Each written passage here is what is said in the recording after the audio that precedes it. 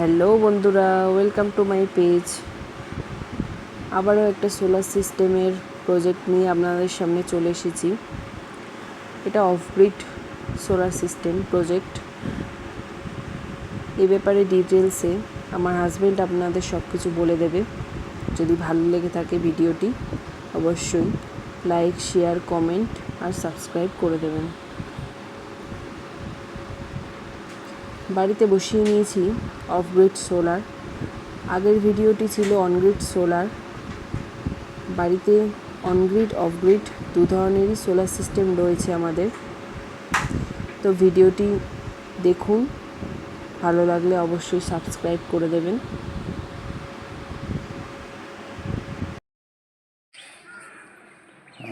এর আগে আমরা একটা অনগ্রিড সিস্টেম সম্পর্কে ভিডিও করেছিলাম। এটা হলো সেই 2.2 কিলোওয়াটের অনগ্রিড সিস্টেম, যেটা রিসেন্টলি বাড়িতে ইনস্টল করা হয়েছে। আজকের আমরা একটা অফগ্রিড সিস্টেম নিয়ে ভিডিও করব। এটা হলো সেই 1 কিলোওয়াটের একটা অফগ্রিড সিস্টেম। অনগ্রিড সিস্টেমটা আমরা রিসেন্টলি ইনস্টল করেছি, কিন্তু এই অফগ্রিড সিস্টেমটা প্রায় 4 বছর ধরে আমাদের বাড়িতে রয়েছে। কারণ তখনও অনগ্রিড সিস্টেম ডোমেস্টিকের ক্ষেত্রে মানে নেট মিটারিং ব্যবস্থা ছিল না, সেই জন্য আর কি অফগ্রিড সিস্টেমটা লাগানো। যেখানে পাওয়ার কাট ভেরি ফ্রিকোয়েন্ট, সেখানে অফগ্রিড সিস্টেমটা দুর্দান্ত কাজে আসে। যদিও আমাদের এদিকে পাওয়ার কাট অতটা এখন নেই, কিন্তু যে সময় আমি ইনস্টল করেছিলাম সেই সময় পাওয়ার কাট অনেক বেশি ছিল। অনগ্রিডের সঙ্গে অফগ্রিডের বেসিক ডিফারেন্স হলো, সেটা হচ্ছে অনগ্রিড গ্রিড অন থাকলে তবেই কাজ করবে, গ্রিড অফ তো টোটাল সিস্টেম অনগ্রিডের অফ। দিনের বেলায় যেটুকু পাওয়ার ও জেনারেট করবে, যেটা আমার বাড়িতে প্রয়োজন হচ্ছে, সে লোডকে আগে হচ্ছে সে পাওয়ার ব্যাকআপ দেবে, দেন এক্সেস যে এনার্জিটা সেটাও গ্রিডে পাঠিয়ে দেবে। এবং সেটা ক্যালকুলেট করে একটা নেট মিটার যেটা ইনস্টল করা হয়। সেই নেট মিটারের মাধ্যমে সেই দেওয়া নেওয়ার ব্যাপারটা ক্যালকুলেট হয় আর কি। এবং ওই ইম্পোর্ট এক্সপোর্ট মাইনাস করেই আপনার মেন বিলিংটা হয়। মেনলি বিল সাশ্রয়ের জন্য অনগ্রিড সিস্টেম খুবই কার্যকরী। আর অফগ্রিড, এই যে দেখুন, দুটো 400 ওয়াটের প্যানেল রয়েছে, একটা 1 kVA সিস্টেম, একদম ছাদের উপরে, তিনতলার ছাদের উপরে এটা ইনস্টল রয়েছে। তো অফগ্রিড কথাটার অর্থ হলো যে গ্রিড মানে গ্রিড থাকুক বা না থাকুক তার সঙ্গে কোনো যায় আসে না এর। মোদ্দা কথা, এ সকালে যখন সানলাইটটা পায়, মানে সূর্য যখন ওঠে, তখন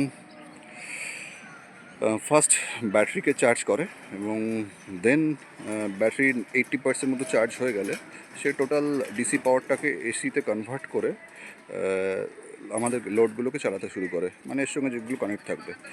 মেনলি হচ্ছে অফগ্রিড ব্যাপারটা হচ্ছে সেখানে সোলার প্যানেলের সঙ্গে একটা সোলার ইনভার্টার বা পিসিইউ যাই বলেন, এবং একটা ব্যাটারি ইনস্টল থাকে। অর্থাৎ পুরোনো দিনের যেরকম নর্মাল ইনভার্টার সিস্টেম ছিল, তার সঙ্গে সোলার প্যানেল কানেক্ট করে সোলার ইনভার্টারটাকে মডিফাই করেছে। এবং বেসিক্যালি যেখানে পাওয়ার কাট খুব বেশি, খুব ফ্রিকোয়েন্ট পাওয়ার কাট, সেখানে অফগ্রিড সিস্টেমটা খুব দরকার। কারণ নর্মাল ইনভার্টার বা ব্যাটারি সিস্টেম কী হয়, অতক্ষণ ব্যাকআপ দিতে পারে না, এবং হেভি লোড যদি চলে 400-500 ওয়াটের লোড কনস্ট্যান্ট, সেখানে কিন্তু নর্মাল ইনভার্টার ব্যাটারি বেশিক্ষণ ব্যাকআপ দিতে পারে না। কিন্তু আপনার কাছে যদি এরকম সোলার প্যানেল থাকে, সেক্ষেত্রে মোটামুটি 1 কিলোওয়াটের সিস্টেম আপনাকে কনস্ট্যান্ট, যদি সানলাইট পাওয়া যায় ভালো, 500 থেকে 600 ওয়াট কনস্ট্যান্টলি পাওয়ার দিতে থাকবে। তাতে করে আপনার লোড স্মুথলি রান করবে। ইনফ্যাক্ট ব্যাটারিটাকেও চার্জ করে রাখবে, রাতে যখন পাওয়ার কাট হবে সেই সময় আপনি ব্যাটারি থেকে যেরকম নর্মাল ইনভার্টার ফাংশন করে সেইভাবে কাজ করতে পারবেন আর কি। তো খুবই দুর্দান্ত একটা সিস্টেম।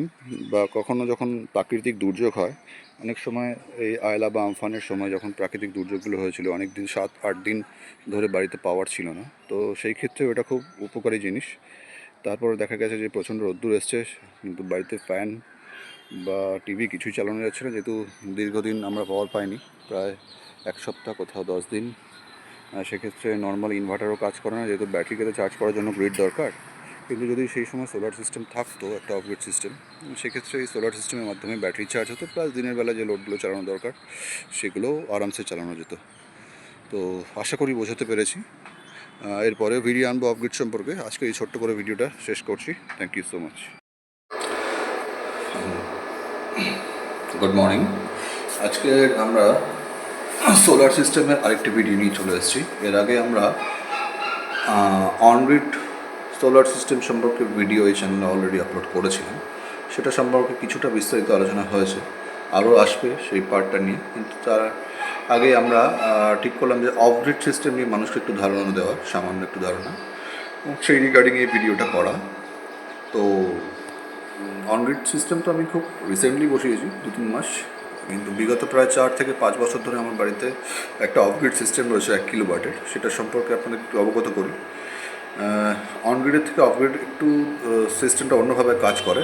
কথাটার মধ্যেই আছে অফগ্রিড, অর্থাৎ ইলেকট্রিসিটি থাকুক বা না থাকুক তাতে কিছু যায় আসে না, এর নিজের সানলাইট পেলে মানে নিজের মতো কাজ করে যাবে। এটা হলো একটা 1 কিলোওয়াট মানে 1 kV এর inverter, UTL gamma plus model দেখতেই পাচ্ছেন। খুব ভালো ইনভার্টার। এর মধ্যে এটা 12 ভোল্টের ইনভার্টার, এর মধ্যে 24 ভোল্টের প্যানেল সাপোর্ট করে যায়। তো আমার দুটো 500 ওয়াটের প্যানেলের সঙ্গে যুক্ত আছে, যাতে করে মোটামুটি সকালে আমার সূর্য ওঠার সময় থেকে এটা ব্যাটারিকে প্রথমে ফার্স্ট প্রায়োরিটি ব্যাটারিকে চার্জ করে নেয়, দেন তারপরে টোটাল পাওয়ারটা লোডে কনভার্ট করে দেয়। অর্থাৎ সোলার থেকে যে ডিসি পাওয়ারটা আসছে সেটাকে এসি পাওয়ারে কনভার্ট করে লোডকে কন্টিনিউ রান করতে শুরু করে। তো মোটামুটিভাবে ইনস্ট্যান্টলি আমার বাড়িতে 2-3টে ফ্যান, ফ্রিজ বা আদার লাইট অ্যাপ্লায়েন্সেস, টিভি, সেগুলো সবই রান করে এই সিস্টেম দিয়ে। তো এই সিস্টেমের একটা ফেসিলিটি হলো যে যেখানে হচ্ছে ফ্রিকোয়েন্টলি পাওয়ার কাট হয়, সেখানে আনইন্টারাপ্টেড পাওয়ার পেতে গেলে একটা অফগ্রিড সিস্টেম দরকার, অবশ্যই দরকার। এটা দিনের বেলায় জাস্ট নর্মাল যে আগে ইনভার্টার ছিল সেই ইনভার্টারের সঙ্গে শুধু সোলার সিস্টেমটাকে এর সঙ্গে কানেক্ট করে, এমপিপিটি এর সঙ্গে কানেক্ট করে এটাকে অফগ্রিড সিস্টেম হিসেবে দেখানো হচ্ছে আর কি। তো যাদের বাড়িতে এক্সিস্টিং ইনভার্টার রয়েছে তারাও সেটাকে চাইলে অফগ্রিডে কনভার্ট করতে পারেন একটা চার্জ কন্ট্রোল লাগিয়ে। আর যারা নতুন সিস্টেম নেবেন ভাবছেন, তারা একটা সোলার ইনভার্টার একেবারে পারচেস করতে পারেন। তো এটা রাতের বেলা কি হয়, নর্মাল ইনভার্টারের মতো বিহেভ করে, কিন্তু দিনের বেলা যখন সানলাইট থাকে তখন ফার্স্ট এই ব্যাটারিটাকে চার্জ করে নেয়, অর্থাৎ রাতের বেলা ব্যাকআপ রাখার জন্য। দেন সে সূর্যের রশ্মি থেকে যে ডিসি পাওয়ারটা জেনারেট হয় সোলারের মাধ্যমে, সেটাকে এসিতে কনভার্ট করে এর সঙ্গে যে লোডগুলো কানেক্টেড আছে সেই লোডগুলোকে রান করতে শুরু করে। তো দেখতেই পাচ্ছেন সামনে আমি এর স্ক্রিনটাকে নিয়ে এসেছি ইনভার্টারের। তো এখানে বিভিন্ন প্যারামিটার দেখাচ্ছে, আমি একটু স্পষ্ট করে দেখাই।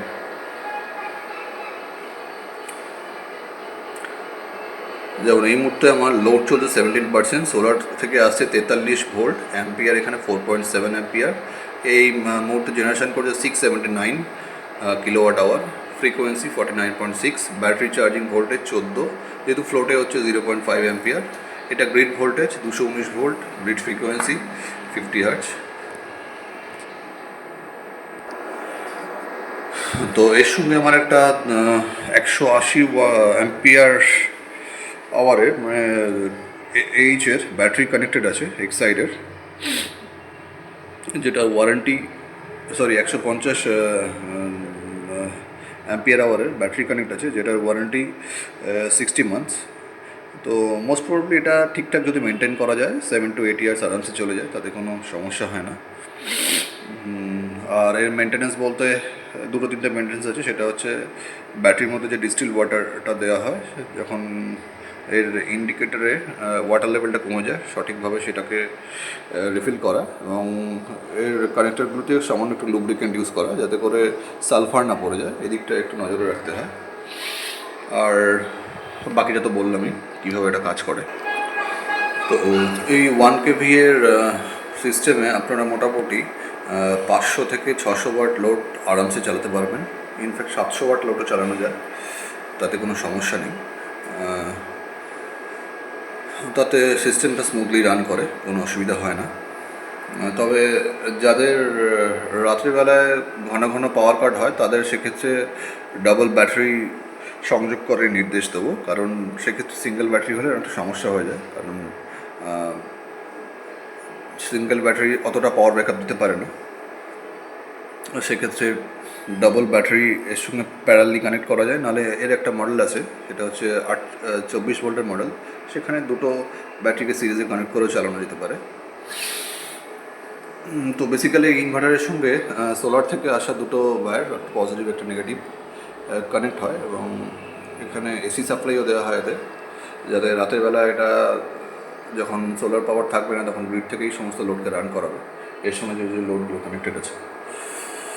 তো এটাই হচ্ছে অফগ্রিডের বেসিক সিস্টেম, এইভাবেই কাজ করে অফগ্রিড সিস্টেমটা। দেখুন এখন পুরো লোডটাই আমার, যে লোডগুলো এই মধ্যে চলছে, ফ্যান, টিভি, লাইট, পুরোটাই এর মধ্যে দিয়ে চলছে। আমি এটা হোল্ড করে দেখাচ্ছি। যেমন 219 ভোল্ট সাপ্লাইও লোডকে দিচ্ছে এই মুহূর্তে। ব্যাটারি ফ্লোটে চার্জ হচ্ছে, যেহেতু ব্যাটারি ফুল চার্জ হয়ে গেছে।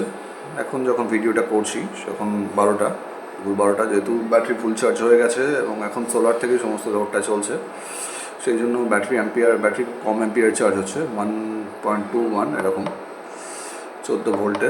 ঠিক আছে, এটা হচ্ছে মেন্স, অর্থাৎ যে সাপ্লাইয়ের মধ্যে আসছে গ্রিড থেকে, সেই সাপ্লাই ফ্রিকোয়েন্সি হচ্ছে 49.6, 237 ভোল্ট আছে গ্রিড ভোল্টেজ। আর এখনও পর্যন্ত এই সিস্টেম থেকে আমি 679.8 ইউনিট জেনারেশন পেয়েছি। এটা হচ্ছে সোলার থেকে কতটা অ্যাম্পিয়ার আসছে, 4.9। এটা কিন্তু ভ্যারিয়েবল হয়, যদি আমার লোড বাড়ে সেক্ষেত্রে অ্যাম্পিয়ার আরও বেড়ে যাবে, ও ডিমান্ড অনুযায়ী নিজের অ্যাম্পিয়ারকে কমায় বাড়ায়। এখন এই মুহূর্তে আমার লোড কতটা চলছে দেখাচ্ছি। এটা হচ্ছে সোলারের ভোল্টেজ, 43 ভোল্ট আসছে সোলার থেকে। আচ্ছা, 17% লোড, মানে মোটামুটি 170 থেকে 180 ওয়াট লোড এই মুহূর্তে চলছে। কিন্তু যদি আমি লোড বাড়াই সেক্ষেত্রে তখন আবার সোলার থেকে জেনারেশন ও অটোমেটিক বাড়িয়ে অ্যাম্পিয়ারটা, ওটা তখন যেটা 4.3 আছে, তখন অ্যাম্পিয়ারটা অটোমেটিক্যালি বেড়ে যাবে 50 হার্জ। ব্যাস এই প্যারামিটারগুলোই আছে। এটাই হচ্ছে অফগ্রিডের সিস্টেম, এইভাবেই কাজ করে একটা অফগ্রিড সিস্টেম। Thank you. আপনারা সম্পূর্ণ ভিডিওটি দেখলেন। ভিডিওটি দেখার পর আপনাদের যদি কোনো কোশ্চেন থাকে বা আমাদের সাথে যোগাযোগের প্রয়োজন পড়ে, অবশ্যই কমেন্ট বক্সে জানাবেন, আমরা আপনাদের রিপ্লাই দেব কমেন্ট বক্সে। ভিডিওটি ভালো লাগলে অবশ্যই আমাদের পেজটিকে ফলো করে দেবেন। আজকের মতো এই পর্যন্ত, টাটা, সবাই ভালো থাকবেন।